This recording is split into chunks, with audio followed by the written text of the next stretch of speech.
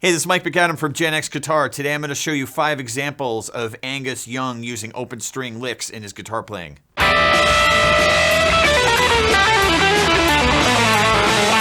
So Angus Young uses open strings a lot, and the cool thing about these licks is some of them are very creative as far as how he applies them in his solos and his guitar licks.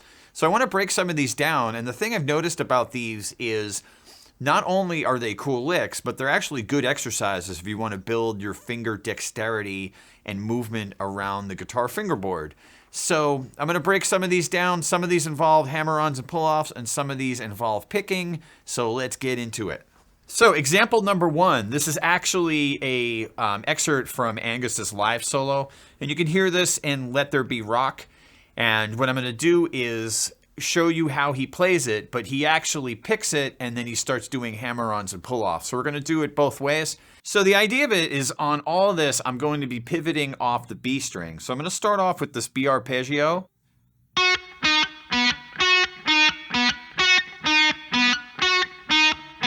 And you can alternate pick with the right hand. Then what I'm going to do is I'm going to continue with that same idea, just move it up a half step. So now it's C. I'll still pivot off of that B string. Then move it up 2 frets, so it's D. Back to C.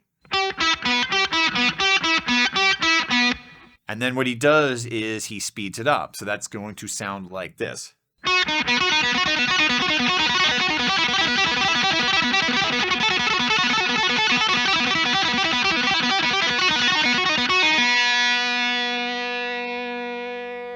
So it's really important as you play this lick to get good muting in there. Typically what I do is I will lay the back area of my hand across the strings that I'm not using.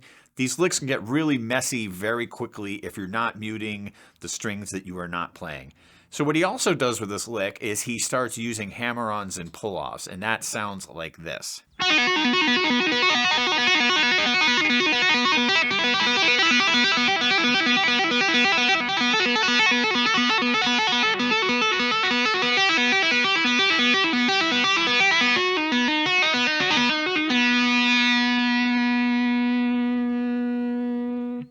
And this is basically the same exact motion that you would use in the Dirty Deeds lick that I did in the beginning of the video that we'll talk about later in the video. On to number 2, I'm actually going to take an excerpt from the Who Made Who riff at the end. So there's this kind of pulsing guitar lick that goes through it, but at the end I'm going to grab this one part and then I'm going to show you another lick from the solo. So this basically goes like this.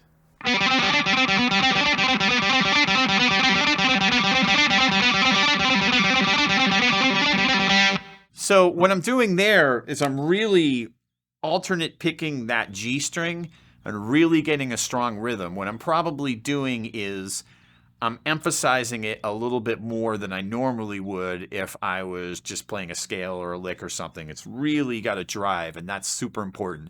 Same thing, remember to mute the strings that you aren't playing. And what you're going to do here is you're going to play.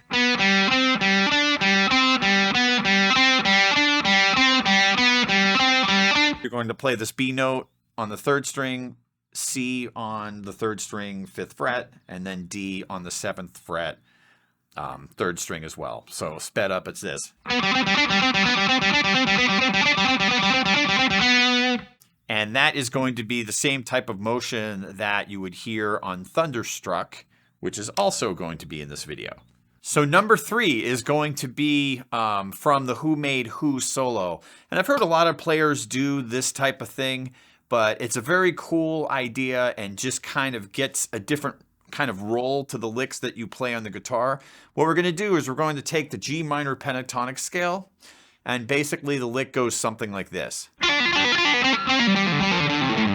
It's hard to get the exact timing because if you listen to different versions of it, he changes it up a little bit. But let's just kind of look at this as an idea that you can apply to different areas or different improvisations or however you want to use it. So what I'm going to do here is I'm going to play F to D to B, And then here, I'm just going to keep going down the minor pentatonic scale.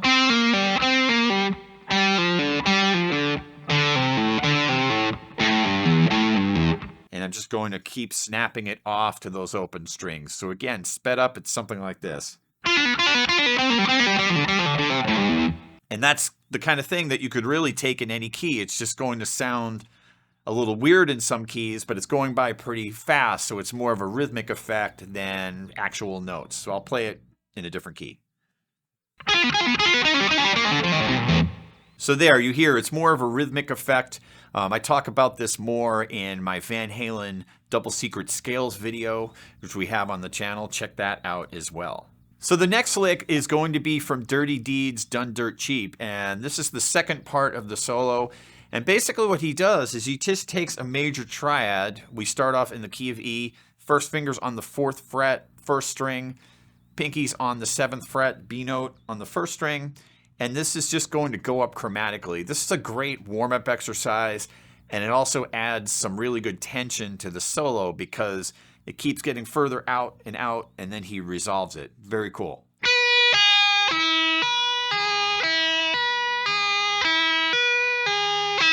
And despite the fact that you're pulling off, I notice pulling the string down ever so slightly helps.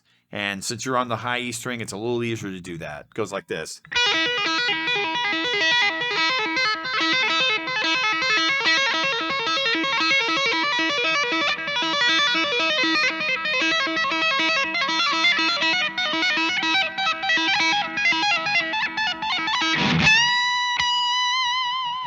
So that's from Dirty Deeds Done Dirt Cheap.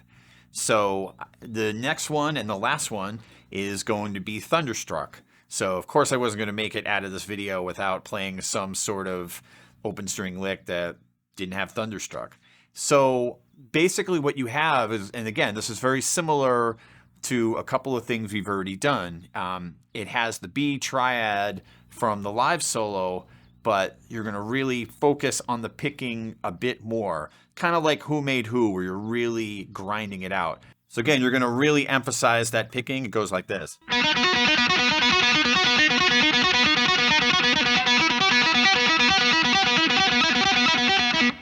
And then here, on the part where you go up, I actually use one finger. There are a lot of different ways to do it. But for this, I'm able to get a little bit more control by using one finger. That goes like this.